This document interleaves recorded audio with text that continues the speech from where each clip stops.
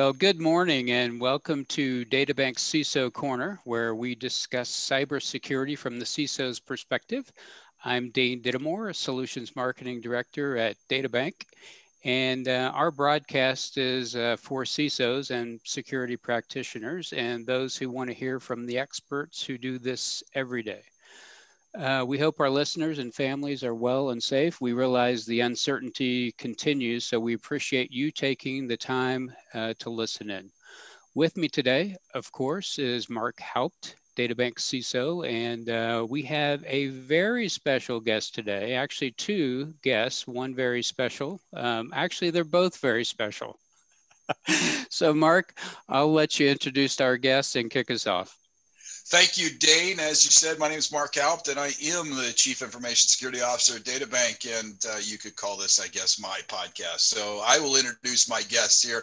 A frequent guest and my sidekick in this whole security offering here at DataBank, the Security Engineering Team Lead, Tyler Treat. And with us, we also have our very special guest today from Trend Micros, one of DataBank's valued vendors for our intrusion protection system. We have Blake Southerland. Blake, you want to introduce yourself a little bit? Oh, thanks, Mark. And I thought you were going to keep me guessing as to who the special guest was. I would have voted for Tyler, I'm telling you. First of all, thanks for having me on your show. I understand this is episode 5. I am hopeful that we'll crack the top 10. With this recording. So thanks for having me. I'm joining you virtually from our Center of Excellence in Austin, Texas, home of Trend Micro Tipping Point, and frankly, where Tipping Point emerged 20 years ago as a leader in intrusion prevention systems. Excellent. Well, thank you, Blake, for joining us today. And yes, you are the special guest, but of course, Tyler is a very special person as well. So Tyler, why don't you introduce yourself and tell the listeners exactly what you do for us here at DataBank, what you do for them as our customers.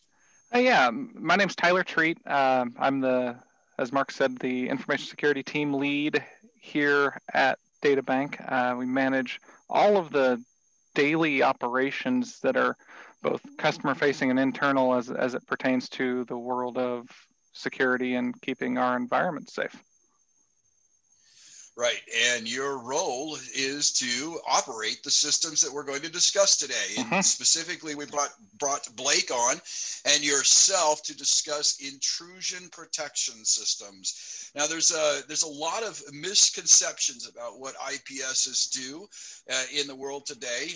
I've been around this environment security world for 20, 30 years, and IPSs used to attack back automatically at some point, and other ones were confused with intrusion detection systems that did nothing but alert you to things that are going on. Blake, why don't you give us a little bit of an introduction to the Trend Micro Tipping Point IPS and what it can and does do for the customers. Let's just do that 101 level of discussion on this IPS product.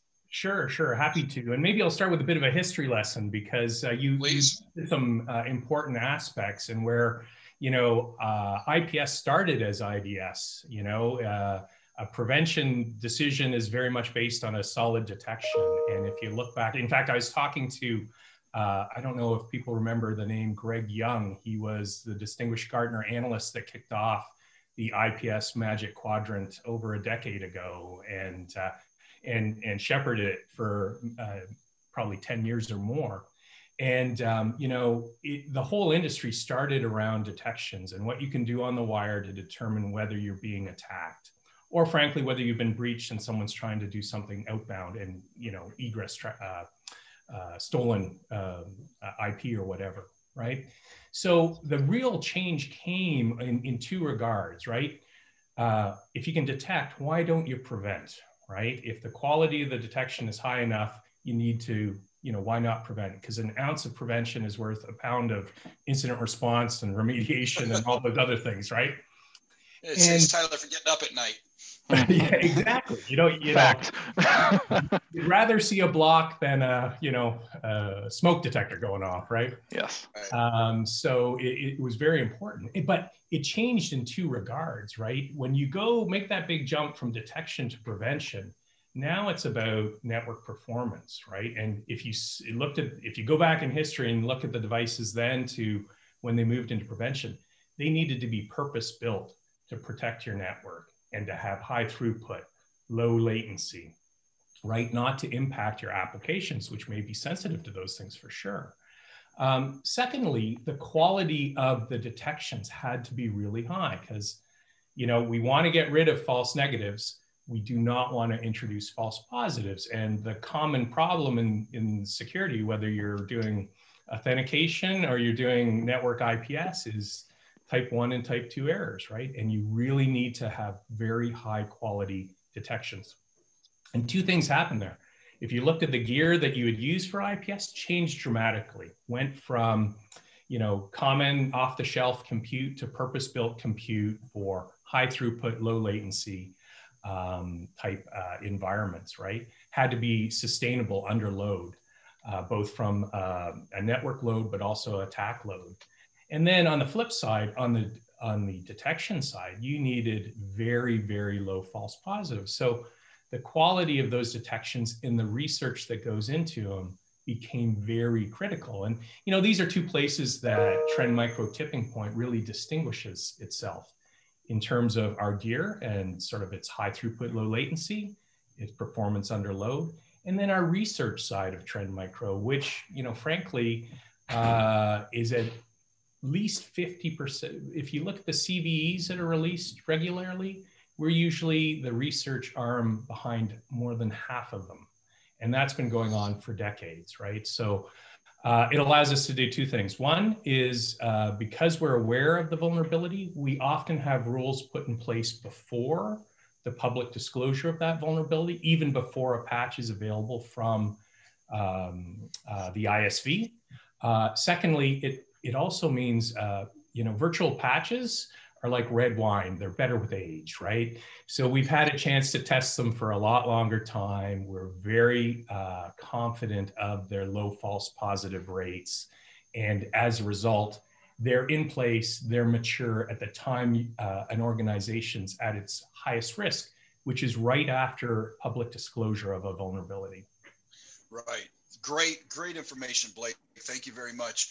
And so there's a couple of things I want to dive deeper on what Blake said there. One of them, Tyler, why don't you talk to our customers, talk to us about how we utilize the virtual patching function within the IPS to mitigate and to make things easier for customers moving forward.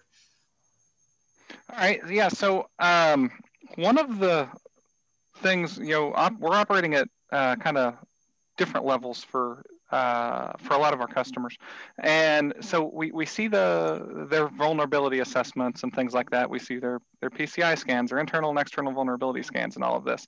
So the Trend product then allows us to be able to take a specific vulnerability that exists on their scans and isolate and determine which specific rules apply to that vulnerability and enable them specifically for that customer's IP set.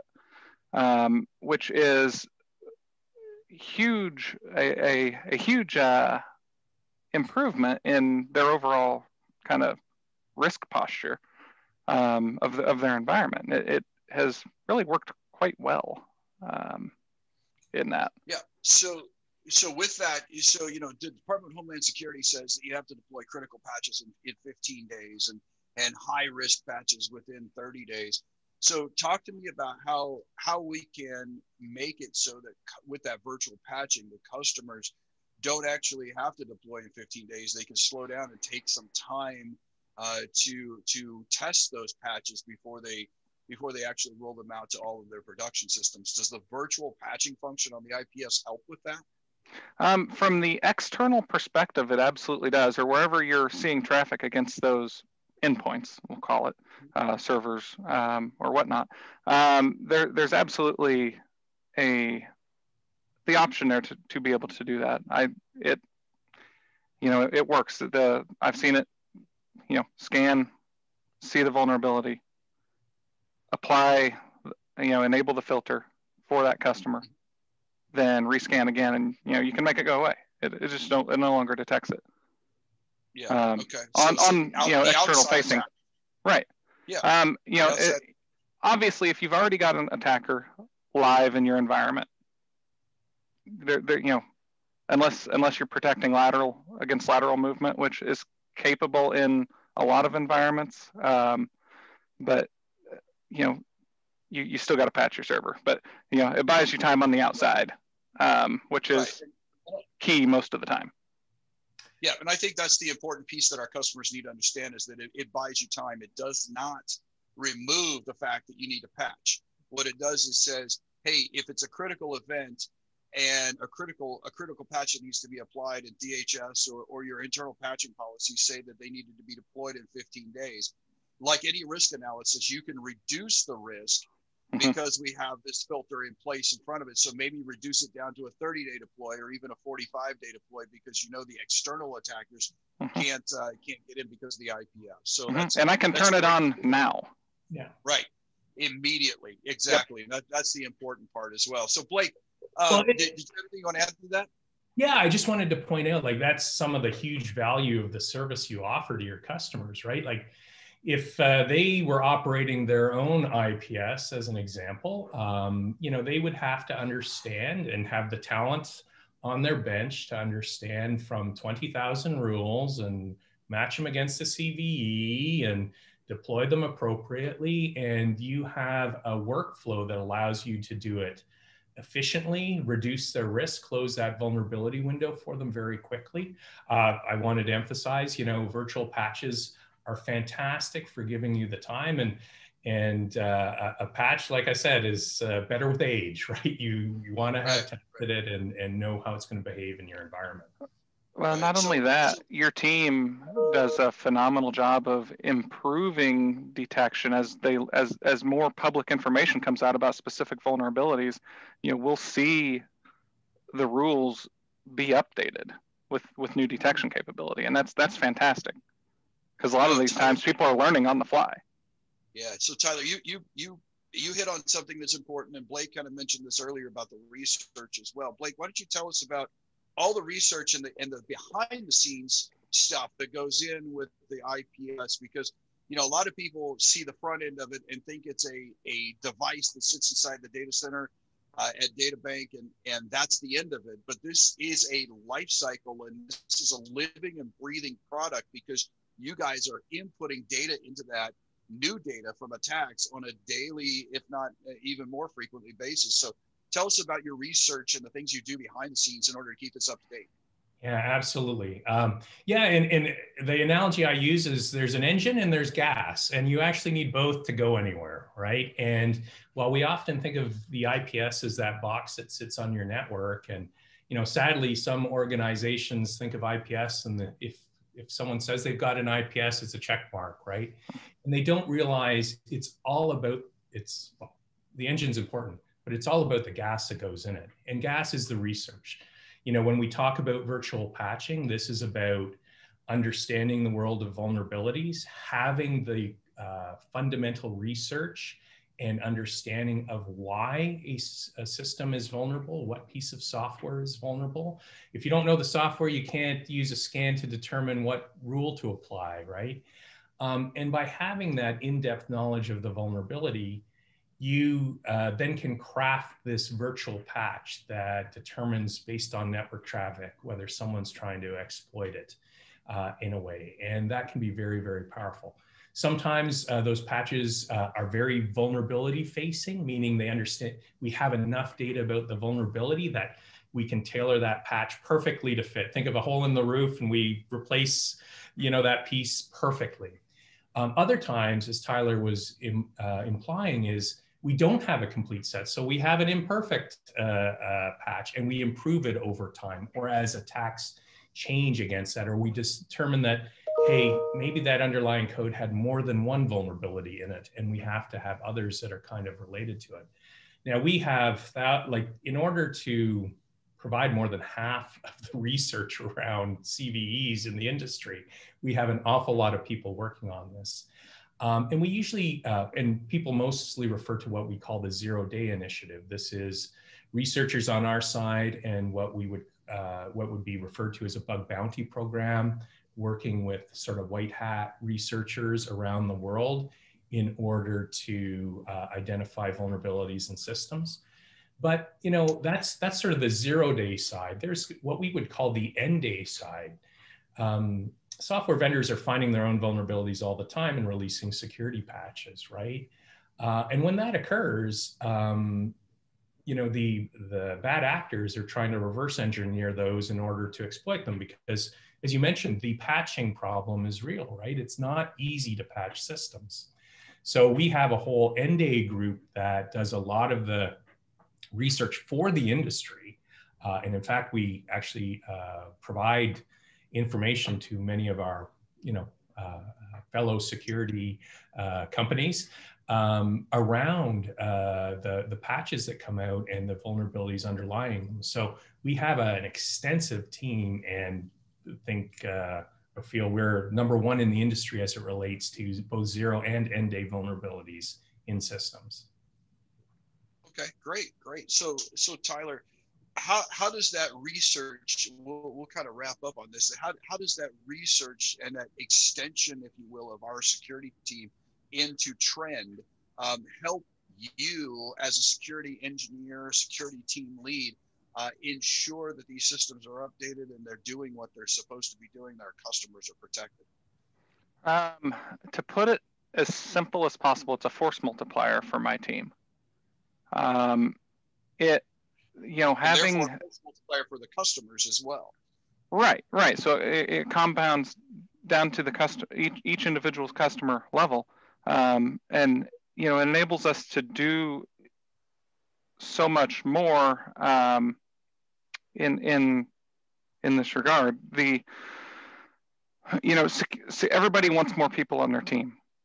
You know, it doesn't matter what size you are. There's never going to be enough, and there's never you never run out of stones to kick over and look under and whatnot. So having this kind of quasi real-time information coming into our appliances, having, you know, a fleet of, I don't know the number, I'm going to say hundreds of people involved with the research side of this, that's feeding all of this, it's just a huge force multiplier for our team, because, you know, it's stuff we absolutely could not do without having that backing. Right, absolutely. All right, well, great. And, you know, I want to thank both of you, Tyler, and especially Blake, for taking the time out of your day to come and visit with us and talk to us about the intrusion protection systems. If our customers have any more questions about the IPS or how it might be beneficial to them, they're more than welcome to reach out to us through a ticket or through our email address, security@databank.com, or reach out to myself directly at ciso@databank.com. Hey, Blake, why don't you sign us off with you know, your last thoughts on the IPS, the relationship between Trend and us? We just have about a minute or two left. Why don't you go ahead and sign us off on that, and we'll turn it back over to Dane. Sure. Well, thank you for that, and thanks for having me. I think the biggest thing is, frankly, this isn't a vendor-customer relationship. This is a partnership. And in that regard, we're committed to protecting DataBank, and we're committed to working together to protect your customers. And, you know, with all that's going on in the cybersecurity world, you know, frankly, it's services that you're providing your customers that are doing the most good in terms of protecting our industry. So with that, I want to thank you for that. I want to thank you for the partnership. Certainly, on behalf of Trend Micro, we're committed to its success, and we enjoy working with you every day. Absolutely, and I couldn't agree more. This is definitely a partnership between us, and you can just see that on the screen here with all, you know, all four of us involved. Mostly, you know, myself and Tyler working with you and your team, Blake. So I appreciate that. And then we've got Dane here, who's going to take us to the end and sign us off and be able to walk us through the last few moments here. Dane, it's all yours. We'd like to thank everyone for listening, and Blake, thank you for joining us today. We really appreciate it, and of course, we thank our audience for their listening in, and we hope everybody came away with some very useful information. As Mark said, please feel free to reach out to any of us individually on LinkedIn or send an email to ciso@databank.com, and we'll be sure to respond. So we hope to catch you next time on DataBank CISO Corner. And as always, be safe and stay secure.